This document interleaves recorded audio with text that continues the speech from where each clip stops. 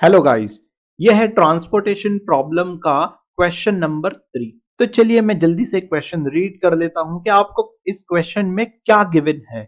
Following transportation data of X Y Z company are given below. तो guys यहां पे एक कंपनी है एक्स वाई जेड और उसका डेटा ट्रांसपोर्टेशन डेटा आपको गिवन है। इस डेटा में आपको दिया है मार्केट। तो टोटल यहां पे 4 मार्केट है, M1 M2 M3 and M4। और यहां पे आपको वेयर हाउसेस दिए हुए हैं W1 W2 और W3। अब वेयर हाउसेस की सप्लाई आपको यहां पे दिया हुआ है और मार्केट में जो डिमांड है वो डिमांड भी आपको गिवन है। इस बेस पे गाइज आपको क्वेश्चंस के आंसर्स फाइंड आउट करना है। सबसे पहला क्वेश्चन है कि find initial basic feasible solution by using VAM method. तो गाइज आपको वैम यहां पर मेंशन किया है, लेकिन इस क्वेश्चन को मैं तीनों मेथड से सॉल्व करके दिखाऊंगा। तो गाइज फीजिबल सॉल्यूशन निकालने के लिए 3 मेथड होते हैं और उन तीनों मेथड से मैं इस क्वेश्चन को सॉल्व करूंगा। लेकिन हम इस क्वेश्चन में जो आंसर आएगा वो सिर्फ और सिर्फ वैम के आंसर को ही कंसिडर करेंगे। बाकी के जो 2 मेथड है जैसे NWC और LCM मेथड, तो वो मैं सिर्फ आपको सिखाने के लिए ही यूज करूंगा। अब उसके बाद है टेस्ट IBFS, मतलब जो बेसिक फिजिबल सॉल्यूशन आपको मिला है उसको टेस्ट करो। कैसे? यूजिंग मोदी मेथड से। तो गाइस ट्रांसपोर्टेशन में टेस्ट करने के लिए, फिजिबल सॉल्यूशन को टेस्ट करने के लिए मोदी मेथड का ही यूज किया जाता है। एंड फाइंड ऑप्टिमल सॉल्यूशन, और ऑप्टिमल सॉल्यूशन भी फाइंड आउट करना है। और गाइस क्वेश्चन नंबर सी हम एंड में देखेंगे कि इसमें क्या गिवन है। सबसे पहले हम यहां पर वैम के जरिए IBFS, initial basic feasible solution को फाइंड आउट कर लेंगे। तो गाइस यहां पर मैंने ऑलरेडी सारे स्टेप्स बना के रखे हैं। आपको अगर वैम मेथड यूज करना है, बेसिक फिजिबल सॉल्यूशन निकालना है, तो उससे पहले आपको पता होना चाहिए कि आपकी प्रॉब्लम बैलेंस्ड है या नहीं। तो गाइस स्टेप 1 हमारा वही होता है, हमें इसमें पता करना होता है कि हमें जो प्रॉब्लम गिवन है वो बैलेंस्ड है या अनबैलेंस्ड। फिर उसके बाद जो स्टेप नंबर 2 है, तो उसमें हमें पता करना है कि ये मिनिमाइजेशन है या नहीं। अब मिनिमाइजेशन के बाद गाइस आती है स्टेप नंबर 3 की बारी। तो मैं यहां पर स्टेप नंबर 3 लिख देता हूं, यहां पे मैंने मिस किया है। तो गाइस मैंने यहां पे लिखा है IBFS, initial basic feasible solution. हमें क्वेश्चन में दिया है कि वैम मेथड का यूज करो, लेकिन मैं आपको तीनों मेथड से सॉल्व करके दिखाऊंगा। NWC मेथड से, LCM मेथड से और वैम मेथड से। तो गाइज हमें वैम को ही कंसीडर करना है। ये दो तो सिर्फ आपकी अंडरस्टैंडिंग के लिए है कि अगर LCM से आपको पूछा जाए तो आप कर पाओ, अगर NWC से पूछा जाए तो आप कर पाओ। अब स्टेप नंबर, ये तो था स्टेप नंबर 3। अब गाइज स्टेप नंबर 3 के बाद आता है स्टेप नंबर 4। तो गाइज हमें स्टेप नंबर 4 में चेक करना होता है कि सॉल्यूशन डीजेनरेट है या नहीं। तो स्टेप नंबर 4 के बाद हम उसकी ऑप्टिमैलिटी को गाइज टेस्ट करेंगे। ऑप्टिमैलिटी को टेस्ट करने के लिए हमें यह फाइंड आउट करना बहुत जरूरी है कि सॉल्यूशन डीजेनरेट है या नहीं। अगर सॉल्यूशन डीजेनरेट है तो आप ऑप्टिमल सॉल्यूशन को फाइंड आउट नहीं कर सकते। तो आपको सॉल्यूशन की डीजेनरेसी को निकालना पड़ेगा, उसके बाद ही आप ऑप्टिमैलिटी को टेस्ट करोगे। तो गाइस कैसे आप एक डीजेनरेट सॉल्यूशन को नॉन डीजेनरेट में कन्वर्ट कर दोगे, मतलब कैसे आप डीजेनरेसी निकाल दोगे। तो गाइस वो इस यहां पे लिखा है कि ये कंडीशन है, ये कंडीशन के हिसाब से आप डीजेनरेसी को निकाल सकते हो और चेक कर सकते हो कि ये डीजेनरेट है या नहीं। तो गाइस जब हम सॉल्व करेंगे तब इसे देख लेते हैं। फिर उसके बाद स्टेप नंबर 5 है टेस्ट फॉर ऑप्टिमैलिटी। और फिर गाइस इसी के साथ हमारा ये क्वेश्चन होता है फिनिश। तो मैं स्टार्ट करता हूं। सबसे पहले मुझे निकालना है वैम के जरिए फिजिबल सॉल्यूशन। लेकिन फिजिबल सॉल्यूशन निकालने से पहले मैं यहां पर चेक कर लूंगा कि मेरी जो प्रॉब्लम है वो बैलेंस्ड है या नहीं। तो गाइज अगर मैं सप्लाई को टोटल करूं, सप्लाई में आता है 298 202 और 250। तो गाइज यहां पर मुझे टोटल मिल जाएगा 750। इसी तरीके से अगर मैं डिमांड को चेक करूं तो 325, 175, 100 और 150। तो गाइज यहां पर मुझे 75 ही मिलता है। इसका मतलब मेरा सप्लाई और डिमांड, मेरा सप्लाई इक्वल है डिमांड के। मैं यहां पे लिख देता हूं, since supply equals to demand, तो मैं ये कह सकता हूं therefore it is a balanced problem. अब गाइस बात आती है स्टेप 2 की, जिसमें हमें मैक्सिमाइजेशन या मिनिमाइजेशन चेक करना होता है। तो गाइस अगर आप इस क्वेश्चन को रीड करोगे, तो इस क्वेश्चन को रीड करने के बाद क्या हम डिसाइड कर पाएंगे कि ये मैक्सिमाइजेशन की प्रॉब्लम है या मिनिमाइजेशन? तो गाइज अगर आपको नहीं दिया है मैक्सिमाइजेशन मिनिमाइजेशन, तो सबसे आसान तरीका यही है कि अगर क्वेश्चन में कुछ नहीं दिया है तो आप उसे कंसीडर कर लो कि ये मिनिमाइजेशन की प्रॉब्लम है। अगर मैक्सिमाइज दिया होता तो आपको कॉस्ट आपको मेंशन किया होता है कि ये मैक्सिमाइजेशन की है, और उसके अलावा आपको यहां पे प्रॉफिट दिया होता है कि प्रॉफिट को मैक्सिमाइज कर दो। ये सारी चीज आपको दी रहती है, लेकिन गाइस ऐसा कुछ हमारे क्वेश्चन में नहीं है, तो इसका मतलब ये है मिनिमाइजेशन की प्रॉब्लम। तो गाइस मैं यहां पे लिख दूंगा इट इज मिनिमाइजेशन टाइप। अब गाइस मैं आईबीएफएस निकालता हूं, initial basic feasible solution using north west corner. तो गाइस अगर मैं नॉर्थ की बात करूं तो नॉर्थ क्या होता है ऊपर, और वेस्ट मेरा होता है यहां पे। नॉर्थ वेस्ट का कॉर्नर बन जाएगा ये होगा नॉर्थ वेस्ट कॉर्नर। तो गाइस बहुत ही सिंपल है, हमें जो टेबल दिया है मेन टेबल सप्लाई और डिमांड छोड़कर, हमें जो टेबल दिया है, तो सबसे पहली सेल, ये पहली सेल है, ये दूसरी सेल है, ये ऐसे ये सारी सेल्स है गाइस। तो आप दूसरी सेल इसको भी ले सकते हो, तीसरी इसको भी ले सकते हो, चौथी इसको भी ले सकते हो। तो गाइस यहां पर पहली सेल तो हमेशा यही रहेगी। अगर आप रो वाइज चलते हो तो ये आपकी दूसरी हो गई, ये आपकी तीसरी हो गई। अगर आप कॉलम वाइज चलते हो तो ये आपकी दूसरी सेल है, ये आपकी तीसरी सेल है। लेकिन गाइस सबसे पहली सेल यही है। तो जब भी आप नॉर्थ वेस्ट कॉर्नर से अपना बेसिक फिजिबल सॉल्यूशन निकालते हो तो आपको सबसे पहले पहली सेल फर्स्ट सेल को कंसिडर करना है। तो गाइस मैं यहां पर इस तरीके से बना लेता हूं, जहां पर मुझे एलोकेट करना है यहां पे मैं चेक करूंगा कि मेरा सप्लाई कितना है। तो इस रो में मेरी सप्लाई कितनी है और इस कॉलम में मेरे पास डिमांड कितनी है। तो गाइज यहां पर सप्लाई है 298 और डिमांड है 325। इसका मतलब सप्लाई यहां पर कम है लेकिन डिमांड ज्यादा है। तो गाइस जो सबसे छोटी वैल्यू होती है, जो सबसे कम वैल्यू होती है, उसे हमें यहां पे लिख देना होता है। तो सबसे कम है 298, यहां पर सप्लाई हो जाएगी। अब डिमांड कितना बचा है गाइस, डिमांड कितना बचा है? अगर मैं 325 से 298 को माइनस करता हूं तो यहां पर मुझे कितना मिलना चाहिए? 325 298, 15 यहां पे 1 और ये होगा 2। मैं फिर से करता हूं, 5 में से 8 नहीं जाता है, हम यहां से बोरो करेंगे। 15 माइनस 8 यहां पे होगा 7।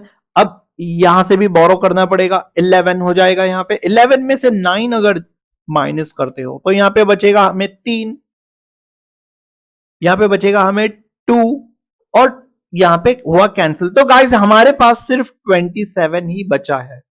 तो guys north west corner rule में जब आप स्टार्ट करते हो चलना तो आपको चलते रहना है, चलते रहना है, फिर आप टर्न लोगे, फिर आपको चलना है, फिर आप टर्न लोगे। तो गाइस इस तरीके से आपको यहां पर चलते रहना है। यहां पर 298 सप्लाई पूरी तरीके से खत्म हो चुका है गाइस। अब जो डिमांड बच जाता है वो 27 है। तो गाइस सप्लाई जब खत्म हो गया तो मैं नीचे जाऊंगा, ऊपर से नीचे जाऊंगा, मैं इस 10 की तरफ नहीं जाऊंगा क्योंकि यहां पर सप्लाई तो ऑलरेडी खत्म हो चुका है। तो गाइस मैं नीचे यहां पर उतर जाता हूं। अब मैं यहां पे चेक करता हूं कि मेरे सप्लाई और डिमांड कितना है। तो गाइज यहां पर मेरे पास डिमांड तो सिर्फ 27 बची है, लेकिन यहां से जो सप्लाई हो रही है वेयर हाउस 2 से जो सप्लाई हो रही है वो 202 है। तो गाइस जो सबसे छोटा नंबर है वो हमें यहां पे लिखना है, तो 27 यहां पे आएगा। तो 202 से अगर मैं 27 को माइनस करता हूं, मुझे ऐसे माइनस करना है, तो गाइस मेरे पास कितना बच जाता है? तो मैं यहां पर बोरो करूंगा, ये 10 हुआ और ये 9 और ये 12। 12 में से अगर मैं 7 निकालता हूं तो यहां पे बचेगा 5, 9 में से 2 होगा 7। तो गाइस 175 मेरे पास यहां पर सप्लाई बच जाएगी। तो मैं यहां पे लिख देता हूं 175 और ये 27 पूरा कैंसिल हो गया, जिसकी वजह से ये पूरा कॉलम ही कैंसिल आउट हो जाता है। अब गाइस क्या मैं 16 से 8 की तरफ जाऊंगा? नहीं, क्योंकि पूरा कॉलम ही कैंसिल हो गया है, यहां पे कोई डिमांड ही नहीं बची है।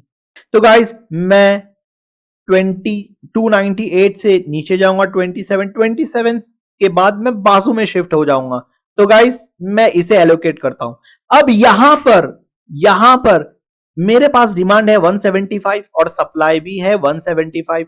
तो गाइस जितनी डिमांड है उतनी यहां पर सप्लाई रहेगी, ये दोनों भी हो जाएंगे कैंसिल आउट। तो यहां से मेरा कॉलम भी कैंसिल और यहां से मेरी रो भी कैंसिल। अब गाइस मेरे पास बच जाता है M3 और M4 का कॉलम। तो गाइज यहां पर स्ट्रेट अवे मैं 100 लिख सकता हूं, क्योंकि 100 मेरे पास डिमांड थी और सप्लाई तो 250 थी। तो 100 अगर मैं सप्लाई कर दूंगा तो यहां पे बच जाता है 150। अब गाइज मुझे एलोकेट करना है यहां पर। तो यहां पर डिमांड है 150 और सप्लाई है 150। तो गाइज मैं यहां पे लिख दूंगा 150, डिमांड और सप्लाई यहां पे हो जाएंगे कैंसिल। तो यहां पर जितनी सप्लाई थी और जितनी डिमांड थी यहां पर दोनों इक्वल हो चुकी है। सारी सप्लाई को मैंने यहां पर एलोकेट कर लिया है। अब गाइज मुझे यहां पर निकालना है टोटल कॉस्ट। तो गाइज अब अगर मैं टोटल कॉस्ट निकालूं तो टोटल कॉस्ट यहां पर मुझे कैसे मिलेगा? 10 multiply by 298 plus 16 multiply by 27 plus 6 multiply by 175 plus 10 multiply by 100 और यहां पे लास्ट में बच जाता है प्लस, मैं इसे थोड़ा सा ऊपर शिफ्ट कर देता हूं, 15 मल्टीप्लाई बाय 150। इन नंबर्स को गाइज मैं जल्दी से मल्टीप्लाई कर देता हूं। तो गाइज इसका टोटल होता है 5, 6, 8, 7। तो यहां पे मुझे टोटल कॉस्ट मिल गया है। अब मैं शुरू करता हूं एलसीएम मेथड। तो गाइस इसको अब मैं एलसीएम मेथड से सॉल्व करता हूं। एलसीएम मेथड से सॉल्व करने के लिए गाइस हम क्या करते हैं, जो सबसे छोटी कॉस्ट की वैल्यू होती है, एलसीएम मतलब लीस्ट कॉस्ट। तो गाइस जो सबसे छोटी वैल्यू होती है लीस्ट, हम उसे सिलेक्ट करते हैं। तो यहां पर है 6, मैं यहां पे एलोकेट कर दूंगा। तो अगर मैं यहां पे डिमांड देखूं गाइस, इस 6 में अगर डिमांड देखो तो 175 है और सप्लाई है 202।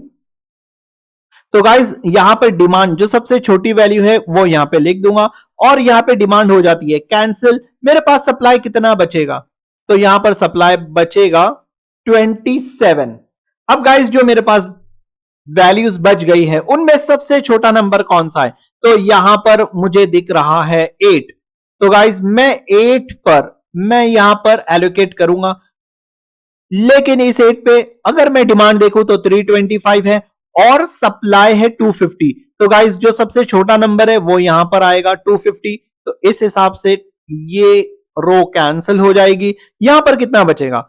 अगर 325 में से 250 हम निकालते हैं तो यहां पर गाइस बच जाएगा 75।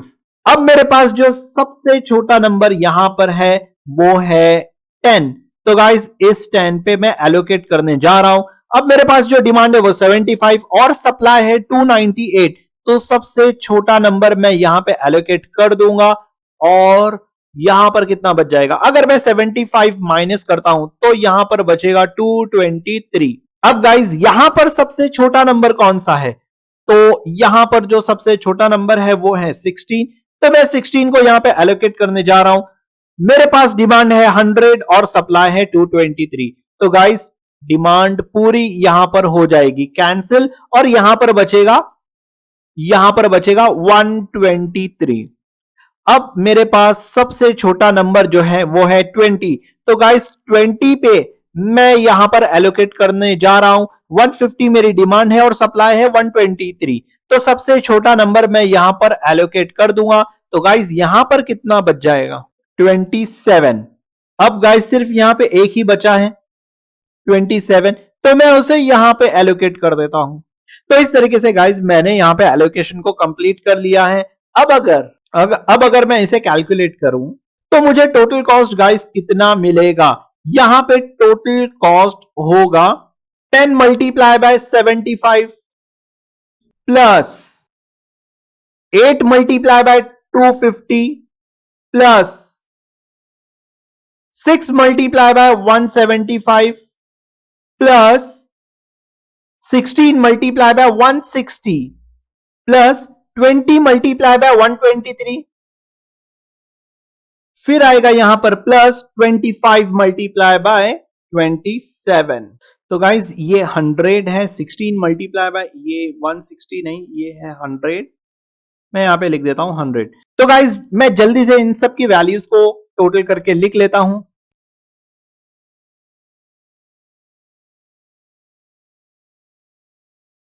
तो गाइज यहां पे टोटल हो जाता है 8535। तो यहां पर हमने एलसीएम मेथड से भी इस क्वेश्चन को सॉल्व कर लिया है। अब गाइस बारी आती है वैम मेथड की। तो एक्चुअली आपको इस क्वेश्चन में वैम मेथड का यूज करके ही क्वेश्चन को सॉल्व करना है। तो गाइस वैम मेथड के लिए मैं जल्दी से यहां पे टेबल को बना लेता हूं प्रॉपरली।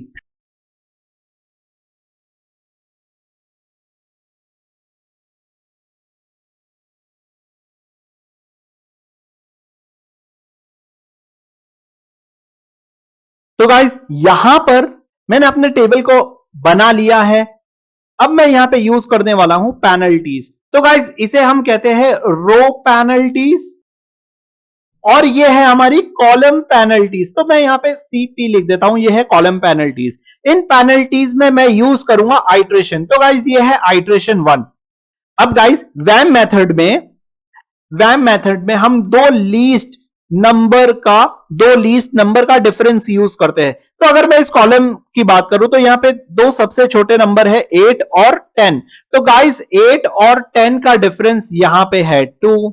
इसी तरीके से कॉलम 2 की अगर मैं बात करूं M2 में, तो दो सबसे छोटे नंबर है 10 और 6 जिनका डिफरेंस होता है 4। तो मैं यहां पे लिखता हूं 4। अब इसी तरीके से गाइस M3 में दो लीस्ट नंबर्स है 10 और 16। तो 10 और 16 का डिफरेंस यहां पे आएगा 6। इसी तरीके से गाइस M4 में जो दो सबसे छोटे नंबर है 15 और 20, तो यहां पर इनका डिफरेंस आएगा 5।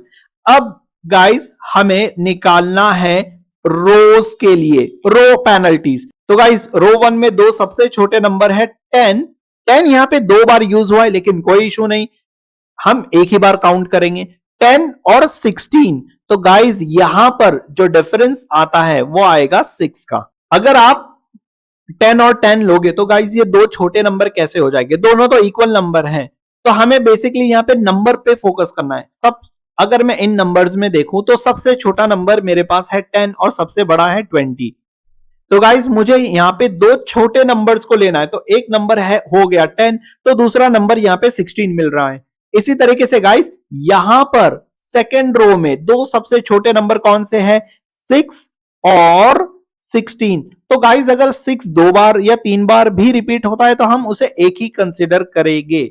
तो यहां पर 6 और 16 का डिफरेंस होता है 10। अब इसी तरीके से यहां पर थर्ड रो में जो दो सबसे छोटे नंबर्स है वो है 8 और 10 जिसका डिफरेंस बनता है 2। तो गाइस मैं यहां पे लिख देता हूं 2। तो हमने फर्स्ट आइट्रेशन को यहां पे निकाला है। अब हम सबसे बड़ी पेनल्टी जो है उसे कंसिडर करेंगे। क्या सबसे बड़ी पेनल्टी मुझे यहां पर मिली है कॉलम पेनल्टीज में? नहीं, मुझे रो पेनल्टीज में मिली है। यहां पर सबसे बड़ी पेनल्टी मिली है जो कि है 10। तो मैं इसे कर देता हूं सर्कल। तो गाइस इस रो में सबसे छोटा नंबर कौन सा है, वहीं पे हम एलोकेशन करने वाले हैं। तो गाइस इस रो में जो सबसे छोटा नंबर है वो है 6। तो मैं यहां पे एलोकेट करूंगा। अगर मैं यहां पे देखूं मेरा डिमांड है 175 और सप्लाई है 202। तो गाइस मैं 175 जो सबसे छोटा नंबर है उसे यहां पे लिख देता हूं। 175 यहां पे एलोकेट हो चुका है। तो मैं इस कॉलम को कर दूंगा कैंसिल। यहां पर कितना बचेगा, अगर 202 में से मैं 175 माइनस कर दूं तो गाइस मेरे पास कितना बच जाता है। तो यहां पर गाइस बचेगा 27। अब इसी तरीके से गाइस मुझे नेक्स्ट आइट्रेशन निकालना है। तो मैं यहां पे लिखूंगा I2 जो है मेरा नेक्स्ट आइट्रेशन, यहां पर भी मैं लिखता हूं 2। तो गाइस अब फिर से अगेन वही करना है। अगर मैं फर्स्ट कॉलम में देखूं तो दो सबसे छोटे नंबर्स हैं 10 और 16। नहीं, 8 और 10 दो सबसे छोटे नंबर्स हैं 8 और 10। तो अगेन यहां पे डिफरेंस 2 ही आएगा। तो मैं यहां पे लिख देता हूं 2 और ये कॉलम तो हो गया कैंसिल, तो मैं डाल दूंगा डैश। और इस कॉलम में भी दो सबसे छोटे नंबर है 16 और 10, तो यहां पे आएगा डिफरेंस 6। इसी तरीके से नेक्स्ट कॉलम में दो सबसे छोटे नंबर्स हैं 20 और 15, तो यहां पे आएगा डिफरेंस 5। तो गाइस इन कॉलम में कोई चेंजेस नहीं हुई है। अब अगर मैं इस रो की बात करूं तो इस रो में सबसे दो छोटे नंबर्स हैं 10 और 16, अगेन यहां पे आएगा 6। अब अगर मैं नेक्स्ट रो की बात करूं तो गाइस अब सबसे छोटे नंबर्स यहां पे बच जाते हैं 16 और 17, क्योंकि 6 तो कैंसिल हो गया है, हम उसे नहीं लेंगे। तो 16 और 17 का जो डिफरेंस है वो होता है 1। अब गाइस उसके बाद रो 3 में सबसे छोटे नंबर्स है 8 और 10। तो गाइस 8 और 10 का डिफरेंस है 2, तो मैं यहां पे लिख दूंगा 2।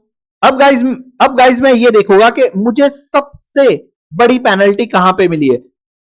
क्या मुझे कॉलम पेनल्टीज में मिली है या रो पेनल्टीज में मिली है। तो गाइस अगर मैं रो में देखूं तो मुझे 6 मिल रहा है और कॉलम में देखूं तो भी मुझे यहां पर 6 मिल रहा है।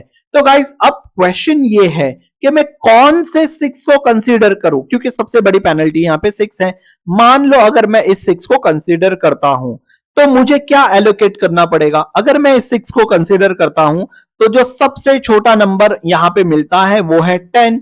तो गाइस यहां पर डिमांड क्या है 100 और सप्लाई क्या है 250, तो मैं यहां पर 100 को एलोकेट कर दूंगा। लेकिन मान लो अगर मैं इसे नहीं करता हूं, यहां पे सिर्फ मेरा 100 ही एलोकेट हो पा रहा है। अगर मैं इस 6 को कंसीडर करता हूं तो गाइस इस रो में सबसे छोटा नंबर कौन सा है। तो गाइस इस रो में सबसे छोटा नंबर है 10। तो इस 10 में अगर मैं मेरा डिमांड और सप्लाई देखूं तो मेरा डिमांड है 325 और सप्लाई है 298। तो गाइस सबसे छोटा नंबर 298, मैं उसे यहां पे एलोकेट कर सकता हूं। तो गाइस अगर मैं इस 6 से जाऊं तो मुझे 100 एलोकेट मैं कर पा रहा हूं, और अगर मैं इस 6 से जाऊं तो यहां पर 298 एलोकेट हो रहा है। तो गाइस मैं इस 6 को ही यहां पे यूज करने वाला हूं कि जिससे मैं ज्यादा से ज्यादा एलोकेट कर पाऊं। तो गाइस इस रो में मैं यहां पर 298 को एलोकेट कर दूंगा तो ये रो हो जाएगी मेरी कैंसिल। और यहां पे बचेगा क्या, यहां पर क्या बचेगा, अगर मैं 325 में से 298 को माइनस करूं तो मेरे पास बच जाता है 27। अब गाइस मुझे वापस से यहां पे एक आइट्रेशन करनी पड़ेगी। तो मैं यहां पे लिखता हूं 3 और यहां पे लिखता हूं 3। अब गाइस इस कॉलम में दो सबसे छोटे नंबर्स कौन से हैं, वो है 8 और 16, तो दोनों का डिफरेंस है 8। इसी तरीके से गाइस ये कॉलम तो हो गया है कैंसिल, यहां पे कुछ नहीं बचा। और इस कॉलम में अगर मैं देखूं तो सबसे छोटे नंबर्स हैं 10 और 17, जिसका डिफरेंस आता है 7। और गाइस नेक्स्ट कॉलम में दो नंबर्स का डिफरेंस यहां पे आ जाता है, क्योंकि यहां पे दो ही नंबर्स बचे हैं, तो उन दोनों का डिफरेंस यहां पे मुझे मिलेगा 10। अब गाइस अगर मैं रो की बात करूं तो फर्स्ट रो यहां पे ऑलरेडी कैंसिल हो चुकी है। और जो सेकंड रो है तो सेकंड रो में दो सबसे छोटे नंबर्स कौन से हैं, वो है 16 और 17, जिसका डिफरेंस है 1। इसी तरीके से गाइस नेक्स्ट रो में सबसे छोटे नंबर्स कौन से हैं 8 और 10, तो इनका डिफरेंस आ जाता है 2। अब गाइस मेरे आइट्रेशन 3 में कौन सी पेनल्टी सबसे ज्यादा है, तो गाइस वो है 10। तो मैं इसे कर लेता हूं सर्कल। अब गाइस इस कॉलम में, क्योंकि मेरा सर्कल नीचे बना है, तो मैं इस कॉलम में देखूंगा, इस कॉलम में सबसे छोटा नंबर कौन सा है, सबसे छोटी कॉस्ट कौन सी है, मैं वहां पे एलोकेट करूंगा। तो ये है 15, तो गाइस मैं 15 पे एलोकेट करूंगा। मेरे पास डिमांड कितनी है 150 और सप्लाई कितनी है 250, तो सबसे छोटा नंबर यहां पे लिख दो और यहां पे हो जाएगी ये रो, ये कॉलम कैंसिल। गाइस यहां पे कितना बचेगा, यहां पे बचेगा 100। अब गाइस मुझे यहां पे आइट्रेशन 4 करना ही पड़ेगा, तो गाइस मैं यहां पे आइट्रेशन 4 का लिख देता हूं, ये है 4 और यहां पे लिख देता हूं 4। अगर जरूरत पड़े तो मैं इसे एक्सटेंड करके आइट्रेशन 5 भी कर लेता हूं, लेकिन चलिए देखते हैं आइट्रेशन 4 में हमारा काम होता है या नहीं। अगर मैं इस कॉलम की बात करूं तो गाइस 16 और 8 में सब 16 और 8 में इनका डिफरेंस अगेन आता है 8, और ये कॉलम कैंसिल हो चुका है, ये कॉलम भी कैंसिल हो चुका है। और अगर मैं इस कॉलम की बात करूं 17 और 10, तो गाइस यहां पे डिफरेंस मुझे मिलता है 7, तो मैं यहां पे लिख दूंगा 7। अब इसी तरीके से गाइस ये रो हो चुकी है कैंसिल। अगर मैं मेरी नेक्स्ट रो सेकंड रो की बात करूं तो दो सबसे छोटे नंबर्स कौन से हैं, तो गाइस यहां पे दो नंबर्स हैं 17 और 16, तो गाइस दोनों का डिफरेंस आता है 1। इसी तरीके से गाइस यहां पे दो छोटे नंबर्स हैं 10 और 8, तो 10 और 8 का डिफरेंस आता है 2। अब गाइस मुझे मैक्सिमम पेनल्टी कहां पे मिली है, तो गाइस वो अगेन मुझे मिली है कॉलम में, तो मैं इस कॉलम को कैंसिल कर दूंगा। लेकिन इस कॉलम में मुझे एलोकेट करना, कहां पे एलोकेट करना पड़ेगा गाइस, इस कॉलम में मैं एलोकेट करूंगा जो सबसे लीस्ट कॉस्ट है, सबसे छोटा नंबर, वहां पे मैं एलोकेट करूंगा। अब गाइस यहां पे मेरे पास डिमांड है 27 और अगर मैं सप्लाई देखूं तो 100 ही है, तो गाइस यहां पे मैं लिख दूंगा सबसे छोटा नंबर और ये हो गया मेरा कॉलम कैंसिल। यहां पर कितना बचेगा, अगर मैं 100 में से 27 को माइनस करता हूं तो गाइस यहां पर बचने वाला है 73। अब गाइस जो नंबर्स मेरे पास बच गए हैं मैं वहां पर एलोकेट कर देता हूं, तो गाइस यहां पे कितना एलोकेट होगा, क्योंकि मेरे पास नीचे तो 100 है लेकिन यहां पे 27 है, तो छोटा नंबर 27 यहां पे एलोकेट कर देता हूं। अब कितना बच जाता है, ऑब्वियसली 73 ही बचता है, तो मैं 73 को यहां पे एलोकेट करता हूं। तो इस तरीके से गाइस मैंने वैम मेथड का यूज करके एलोकेशन को कंप्लीट कर लिया है। अब गाइस मुझे यहां पे निकालना है टोटल कॉस्ट, तो टोटल कॉस्ट निकालने के लिए मैं यहां पे क्या करूंगा, मैं यहां पे लिखता हूं टोटल कॉस्ट, यहां पे होगा 10 multiply by 298 plus 8 multiply by 27 plus 6 multiply by 175 plus 17 multiply by 27 plus 10 multiply by 73 plus 15 multiply by 150। मैं फटाफट इसे टोटल कर लेता हूं और देखता हूं कि मेरे पास कितनी वैल्यूज मुझे यहां पे मिलती है।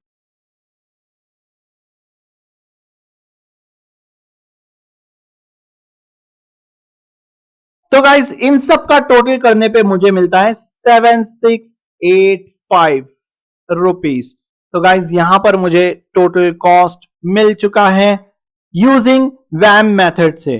तो हमने अभी तक सिर्फ फर्स्ट क्वेश्चन ही किया है, find IBFS by using VAM method. Guys अब हमें क्वेश्चन बी को करना है, तो हमारा जो आंसर था वो सिर्फ और सिर्फ यही था। गाइस अब क्वेश्चन बी में क्या पूछा है, टेस्ट IBFS, इसे टेस्ट करो जो आपको वैम मेथड में मिला है, वैम मेथड से जो सॉल्यूशन आपको मिला है गाइस उसे टेस्ट करो। Test IBFS using MODI method. तो गाइस ट्रांसपोर्टेशन में सॉल्यूशन को टेस्ट करने के लिए आपको मोदी मेथड का ही यूज करना है। एंड फाइंड ऑप्टिमल सॉल्यूशन, और ऑप्टिमल सॉल्यूशन को आपको पता करना है।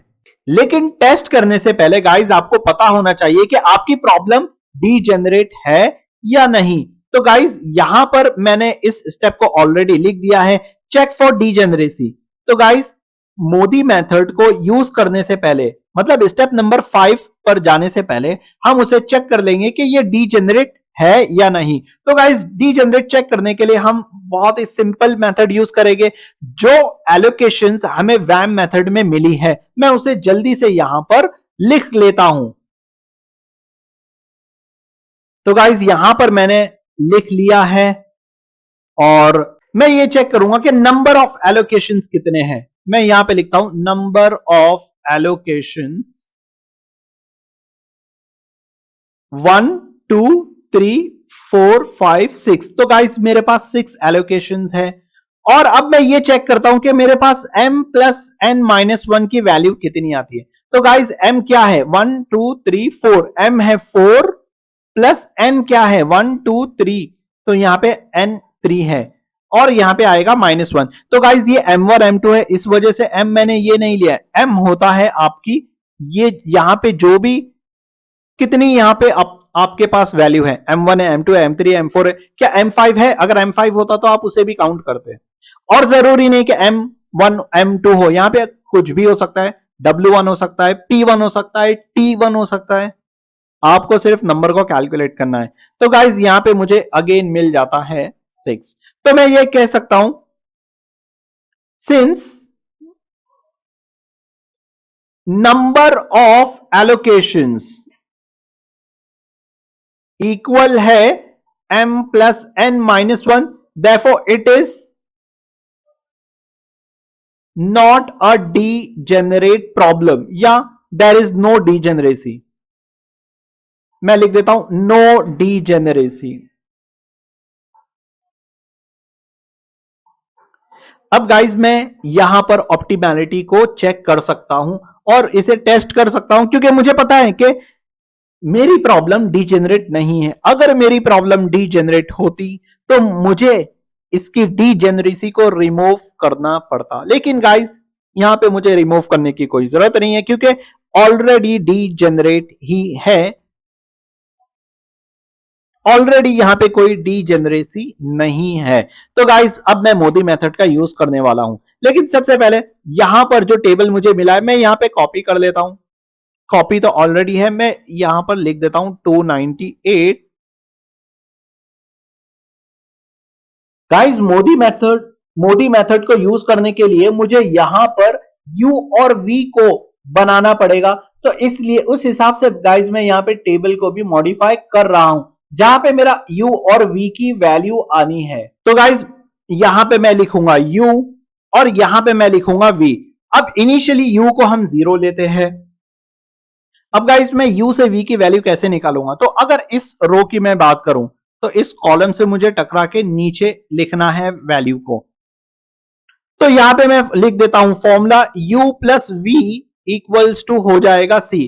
तो गाइज यहां पे u है मेरा 0 और क्या v पता है? नहीं, वही तो मुझे पता करना है। लेकिन यहां पे कॉस्ट मेरा क्या है? कॉस्ट है मेरा 10। तो गाइज मैं यहां पे लिख देता हूं 10। तो इस हिसाब से मेरी v की वैल्यू आ जाती है 10। मैं यहां पे लिख दूंगा 10। अब गाइस इस 10 की हेल्प से जहां पर भी मुझे एलोकेशंस मिल रही है मैं ऐसे एरो बना देता हूं। तो गाइस यहां पे अगेन मैं वही चीज यूज करूंगा। क्या मुझे u पता है? नहीं, वो निकालना है। प्लस क्या मुझे v पता है? हाँ, v 10 मिला है मुझे। इक्वल्स टू यहां पे कॉस्ट कितना है? तो गाइस यहां पे है कॉस्ट 8। अगर ये 10 वहां पर जाएगा इक्वल टू के दूसरे साइड तो गाइस ये हो जाएगा -10, उसकी साइन हो जाएगी चेंज। अगर मैं 8 -10 करूं तो यहां पे आता है -2। तो गाइज यहां पे मैं लिखूंगा -2। अब इसी तरीके से -2 का मैं यूज करके -2 का यूज करके मैं यहां पर v की वैल्यू फाइंड आउट कर सकता हूं। तो मैं कैसे यूज करूंगा? -2 एक्चुअली मेरी है u की वैल्यू, तो मैं यहां पे लिखूंगा -2 प्लस क्या मेरे पास v की वैल्यू है? नहीं, तो मैं लिखूंगा v। यहां पे कॉस्ट कितना है गाइज? यहां पे कॉस्ट है 15, तो मैं यहां पे लिखता हूं 15। तो गाइज मैं 15 ऐसे लिख रहा हूं, -2 अगर इक्वल टू के दूसरे साइड जाएगा तो उसकी साइन हो जाएगी चेंज, वो बन जाएगा +2। तो यहां पे गाइज मुझे मिलने वाला है 17। अब इसी -2 का यूज करके गाइज मैं इस वैल्यू को भी निकाल सकता हूं क्योंकि यहां पर भी तो एलोकेशंस है।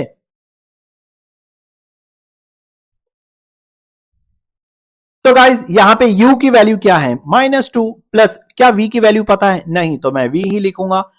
c की वैल्यू क्या है गाइज यहां पर c की वैल्यू है 10 तो गाइज मैं यहां पे लिखता हूं 10। अब ये -2 जब इक्वल टू के दूसरे साइड जाएगा तो गाइज ये बन जाएगा प्लस तो गाइज यहां पे हो जाएगा 12 मैं यहां पे लिख देता हूं 12। अब गाइज मुझे ये वैल्यू निकालना है तो मैं इस वैल्यू को कैसे निकालूंगा सबसे इस 75 का यूज करके इस एलोकेशन का यूज करके। लेकिन गाइज इस एलोकेशन में न रो न कॉलम की वैल्यूज मेरे पास अवेलेबल है तो मैं क्या करूंगा मैं इस 12 का यूज करता हूं। ये 12 से मैं पहले इस कॉलम की वैल्यू निकाल लेता हूं। तो गाइज मेरे पास u कितना है u तो मुझे पता करना है और मेरे पास v कितना है 12 है मैं 12 डालता हूं और मेरे पास c कितना है गाइज c है मेरे पास 17 तो मैं यहां पे लिखता हूं 17। जब गाइज ये 12 यहां पर जाएगा तो हो जाएगा -12 17 में से अगर मैं 12 को माइनस करता हूं तो गाइज यहां पे आएगा 5 तो गाइज मैं यहां पे लिख देता हूं 5। अब मुझे ये वैल्यू मिल चुकी है इस वैल्यू का यूज करके मैं v की वैल्यू को फाइंड आउट करूंगा। तो अब गाइज क्या मेरे पास u की वैल्यू है हाँ है वो है 5। क्या मेरे पास v की वैल्यू है नहीं तो मैं लिखूंगा v। मेरे पास c कितना है कॉस्ट की वैल्यू है 6 तो गाइज मैं यहां पे लिख दूंगा 6। अब मैं लिखूंगा v is equals to 6 minus 5 तो गाइज 6 माइनस 5 होता है 1 तो यहां पे मुझे वैल्यू मिल जाएगी 1। तो इस तरीके से गाइज मैंने u और v की वैल्यूज को यहां पर फाइंड आउट कर लिया है। अब गाइस मैं फाइंड आउट करूंगा अनएलोकेटेड सेल्स के लिए वैल्यूज को। तो गाइस उसके लिए मैं यहां पर एक फॉर्मूला लिख देता हूं। तो गाइस यहां पे फॉर्मूला बहुत ही सिंपल है मुझे निकालना है डेल की वैल्यू। तो गाइस डेल का जो फॉर्मूला है वो है c minus u plus v। तो गाइस इसी u प्लस v को मुझे यहां पे लाना है c minus u plus v formula यहीं से बना है। तो सबसे पहले मैं 16 को निकालता हूं। तो गाइस अगर मैं 16 की बात करूं तो ये खुद एक कॉस्ट है मैं लिख देता हूं c की जगह पर माइनस ब्रैकेट में u कितना है इसका u है नहीं v 10 है v 10 है और u कितना है 5 तो मैं यहां पे लिखूंगा 5 प्लस 10 तो गाइस यहां पे हो जाएगा 16 माइनस 15 तो आएगा आंसर 1। तो ये किसके लिए है रो 2 और कॉलम 1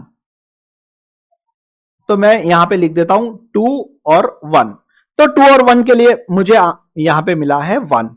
अब इस तरीके से गाइस मैं इस 10 की वैल्यू को निकालता हूं तो मैं यहां पे फॉर्मूला फिर से लिख देता हूं del c minus u plus v। तो गाइस यहां पर मेरा c क्या है वो है 10 मैं यहां पे लिख दूंगा 10 माइनस गाइस यहां पे u क्या है यहां पे u है 0 और v है 1 तो मुझे यहां पे मिल जाएगा 10 माइनस 1 9 क्योंकि 0 प्लस 1 तो 1 होता है तो 10 माइनस 1 मुझे मिलेगा 9।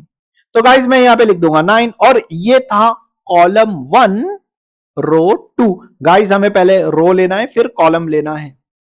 तो ये रो 1 और कॉलम 2 ये है रो और ये है कॉलम ये W1 है रो।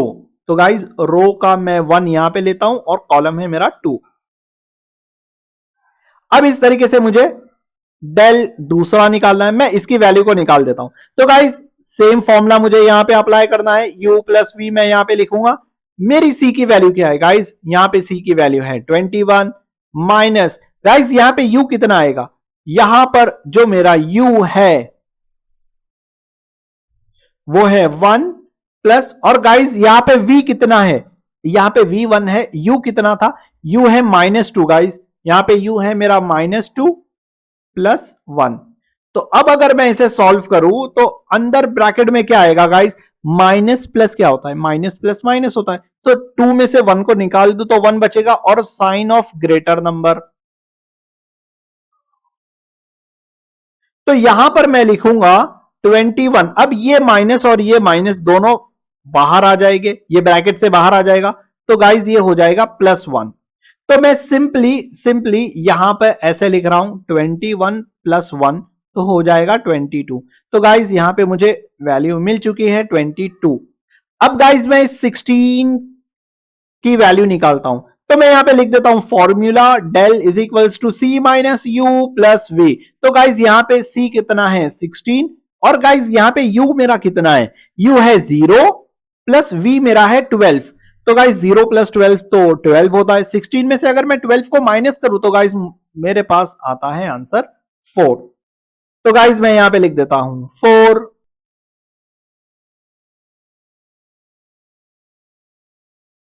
अब इसी तरीके से गाइज मैं यहां पर वैल्यू निकालता हूं। तो यहां पे डेल की वैल्यू क्या है, सी माइनस यू प्लस वी। तो कॉस्ट यहां पे क्या है गाइज, कॉस्ट है 20 माइनस यू मेरा यहां पे है 0 और v है 17। तो 20 माइनस 17 यहां पे आएगा 3। तो मैं यहां पे लिख देता हूं 3। अब इसी तरीके से मुझे यहां पे वैल्यू निकालना है। मैं इसे थोड़ा कर देता हूं एडजस्ट। और गाइज ये आप 1 2 जैसे मैंने यहां पे लिखा है 1 2, अगर ये आप ना लिखो तो भी यहां पे चलेगा, लेकिन वैल्यू करेक्ट आना चाहिए। तो मैं यहां पे लिख रहा हूं डेल इक्वल्स टू, यहां पर अगर मैं देखूं तो फॉर्मूला लिख देता हूं सी माइनस यू प्लस वी। मेरा सी क्या है, मेरा सी है 25, कॉस्ट है 25 माइनस गाइज यहां पे यू कितना है 5 और वी कितना है 17। तो 5 और 17 जब मैं दोनों को प्लस करता हूं तो गाइस कितना हो जाता है 22। 25 माइनस 22 होता है 3। तो मैं यहां पे लिख देता हूं 3। तो गाइस क्या मुझे डेल जे की वैल्यू नेगेटिव मिली है, नहीं मिली है, मुझे सारी वैल्यू पॉजिटिव ही मिली है। मैं यहां पे कह सकता हूं सिंस जो डेल है, डेल जे लिखो या डेल लिखो गाइस दोनों बात एक ही है। मैं यहां पे डेल लिख रहा हूं या डेल आप जे भी लिख सकते हो, कोई यहां पे इशू नहीं है। तो गाइस जो डेल की वैल्यू है वो ग्रेटर देन 0 है। कोई भी डेल की वैल्यू यहां पे उठा लो गाइस, वो ग्रेटर देन 0 है। यहां पे कोई नेगेटिव वैल्यू ही नहीं है, इसलिए मैं बोल सकता हूं therefore it is an optimal solution. तो गाइस सॉल्यूशन ऑप्टिमल है। अब मुझे यहां पे कॉस्ट निकाल लेना है। तो गाइस कॉस्ट तो बिल्कुल वही रहेगा, कॉस्ट में तो कोई तब्दीली नहीं आनी है। यहां पे कॉस्ट जो रहेगा वो 7685 ही रहेगा, क्योंकि यहां पे एलोकेशंस को हमने चेंज ही नहीं किया है। तो मैं यहां पे लिख देता हूं therefore total cost equals to rupees 76, इसको थोड़ा मैं अच्छे से लिखता हूं 7685। अब गाइस बात आती है क्वेश्चन नंबर, ये था मेरा क्वेश्चन नंबर बी। तो मैं यहां पे लिख देता हूं बी। अब हमें करना है क्वेश्चन नंबर सी को सॉल्व। तो क्वेश्चन नंबर सी क्या है जरा उसे झांक कर देख लेते हैं। तो गाइस यहां पे क्वेश्चन नंबर सी है to improve the condition of the market it is decided to undertake advertising campaign. ठीक है, एडवर्टाइजिंग करने की सोच रही है ये कंपनी। तो however due to budget constraints only one market can be chosen. अब कंपनी के पास इतना बजट भी नहीं है, लिमिटेड बजट है। तो कंपनी ने सोचा कि मैं एक ही मार्केट चूज कर लेती हूं। तो only one market can be chosen at present, क्योंकि कंपनी के पास ज्यादा पैसा नहीं है। हर डिफरेंट मार्केट में इन्वेस्ट करने के लिए कंपनी के पास पैसा नहीं है। तो इसीलिए कंपनी ने ये डिसाइड किया है कि एट प्रेजेंट सिर्फ एक ही मार्केट से हम अपना काम चला लेंगे। Decide in which market the advertising campaign should be undertaken. तो गाइस अगर इसे डिसाइड करना है कि कौन सी मार्केट चूज करना है तो सिंपली हम ये देखेंगे कि कॉस्ट किसका कम है। तो अगर मैं अपने फाइनल सोल्यूशन में जाके देखता हूं तो क्या मैं M1 को डिसाइड करूंगा। M1 में गाइस मुझे दो कॉस्ट मिल रहे हैं 10 और 8। तो अगर मुझे डिसाइड करना ही है तो M1 और W3 में मैं करूंगा, या फिर अगर मैं M2 की बात करूं तो मुझे सिर्फ एक ही मार्केट मिल रही है जिसमें सबसे कम कॉस्ट है 6।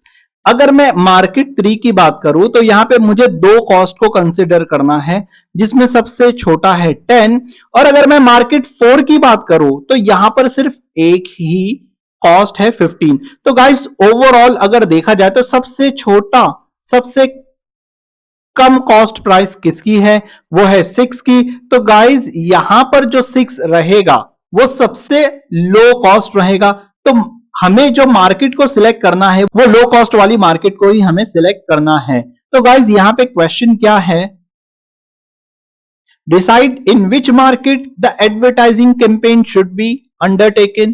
तो वो होगी मार्केट 2। तो मैं यहां पे आंसर लिख देता हूं, for advertisement campaign market M2 should be selected since its transportation cost is least, that is ₹6।